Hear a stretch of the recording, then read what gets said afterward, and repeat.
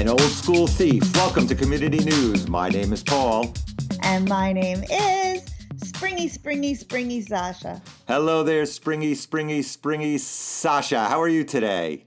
I'm great, Paul, because every week I see a few more buds and blooms and daffodils peeking through the grayness and the dead winter foliage, and it makes me think spring, and it makes me happy.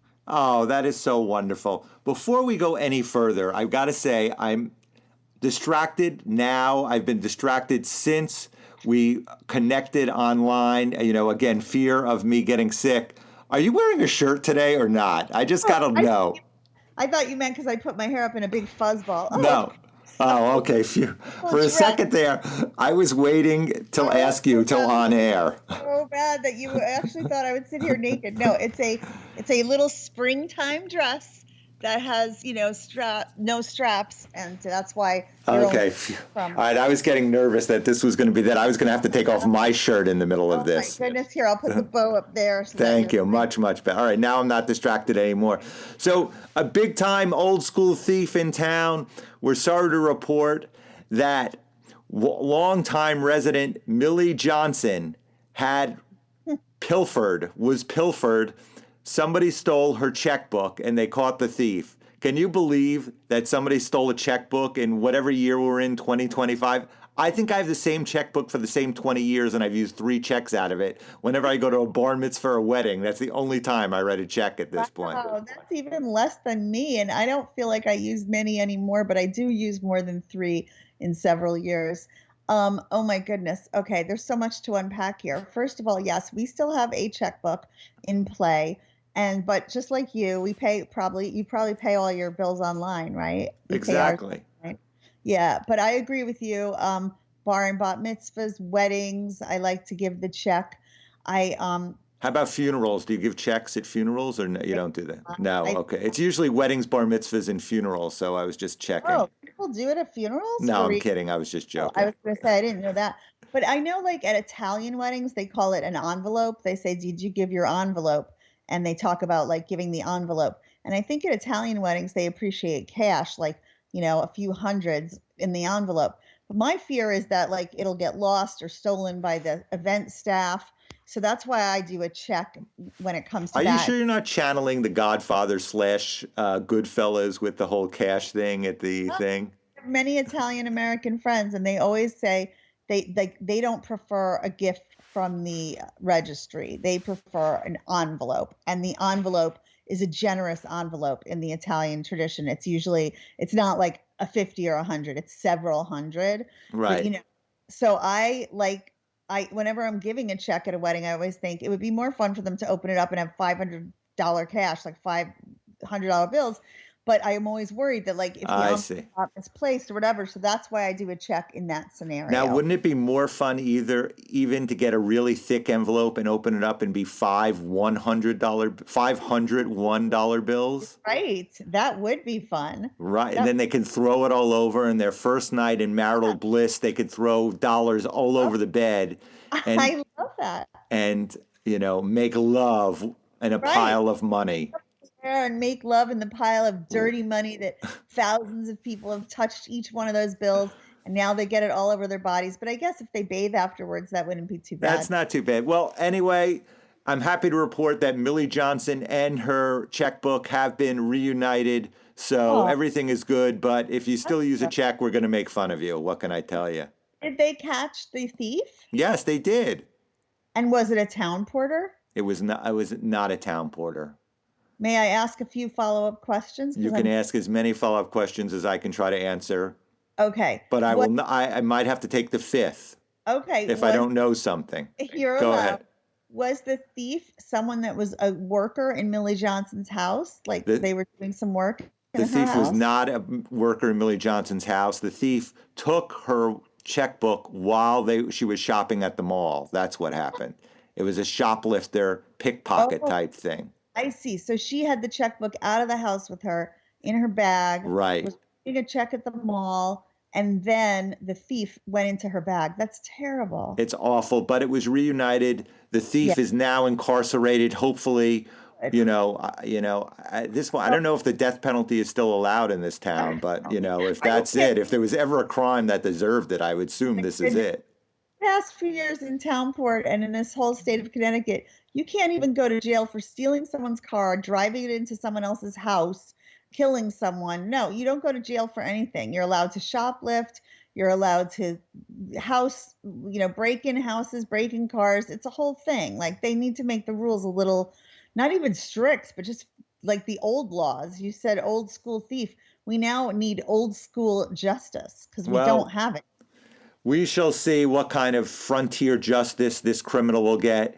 Anyway, speaking of frontier justice, for all you colonial campers, last weekend the colonial campout was canceled due to the weather. Fingers crossed it's happening again this Saturday in town. So get your knickers on and whatever else you're going to be wearing, your wool socks and stuff, and get over to the campground and hopefully it will be better. Although it's kind of ironic that in the frontier days they didn't give a shit what kind of weather, so a Exactly. camp out could not have been canceled. But in our Exactly. town it is.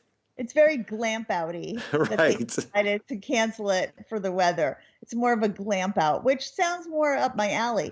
Now, this weekend, I actually would be available Saturday night. So you have me thinking, well, I don't want to wear the wool knickers or the wool skivvies like you called them last week. I wonder if I wore 10 layers of smooth, buttery cotton, would I be warm enough? Because I can wear all the cotton and silk in the world and not have skin issues. Do you think 10 layers of soft cotton would keep me warm enough out there? Forget about that. Whatever you wear, you could be somebody from the future who invades the camp. That would be a great thing. Like, you came from outer space Yep. and these colonial people have never seen the likes of you dressed in whatever kind of schmatters you're coming in. How great would So that good. be? That's the part you could play That for would this. In that case, I could wear like snow pants and some kind Right. of like snow gear and be super warm. And then I like that idea. And I could put a little necklace around my neck with a sign that says Sasha from the future. Perfect. You could be wearing the 70s moon boots also. This reminds me of the shenanigans we used to do when we dressed up like furries and went to restaurants. I know. We have I not wore a done that in a while. masquerade mask. Well, the You know, shenanigans you used to do. I used to sit there and just you observe. and observe. But this summer, I think some shenanigans are in order because I hear a rumor that you're going to be willing to see me in person this summer and that we're going to be in the same place. And I Do think we're going to have to come up with some of these. do not spread that rumor because then other people think I'm going to be willing to see them. So no, I'm not willing to see anybody at this point. I'm a It's really loner. special. I am your co host. So even if you can't stand me, I'm at least special in the fact that you have to see me or see me online once a week. That's true. I do. And I would love to see you in person, provided you come with your vaccination record so I can see that everything's been taken care of at this point. Like I'm some anti-vaxxer. I have been fully vaccinated the whole time through. Now, this Uh, might alienate some listeners because some people don't believe in it, but I've kept up with all of them.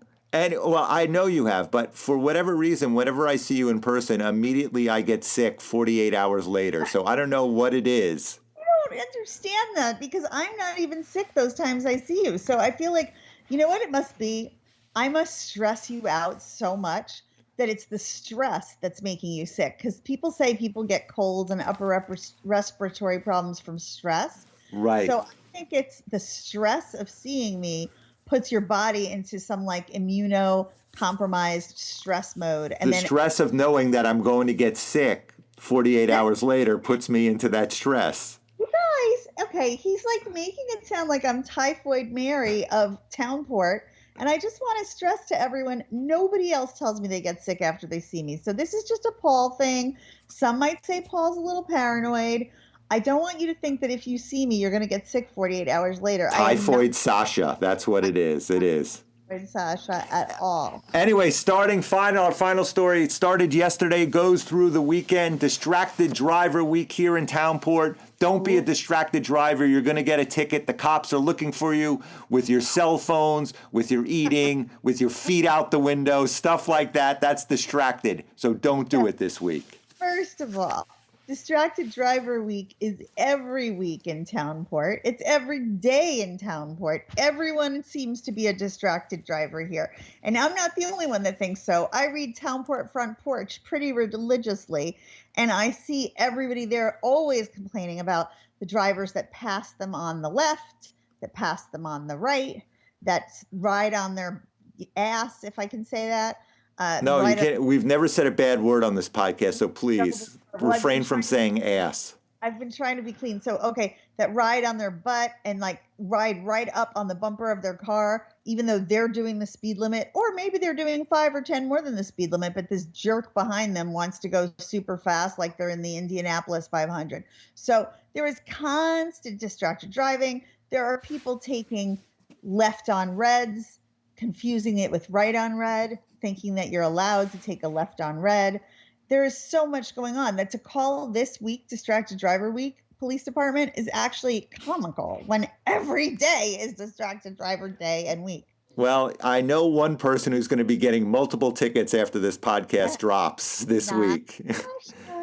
It's going to be someone who railed against Distracted Driver Week instead of praising it for the fine effort that's going on there to get all those distracted drivers. I will say I do want to praise the police department for doing something, because if you do read Townport Front Porch at all, any of you officers and sergeants and lieutenants, you know that everybody is begging you to do something every day on there. They're like, please do something. Get cameras. Have those speed limit signs with cameras, enforce some rules, because it's like a crazy world out there. It's like driving in the George Jetsons times, but on the land. And everyone's just flying as if they're flying above. I love that you brought it back, that you're Sasha from the future, the Colonial. Now you're George Jetson driving. What a perfect end to this podcast. Do not distract the drive. Remember, the Colonial Cookout Camp Out has been moved to Saturday.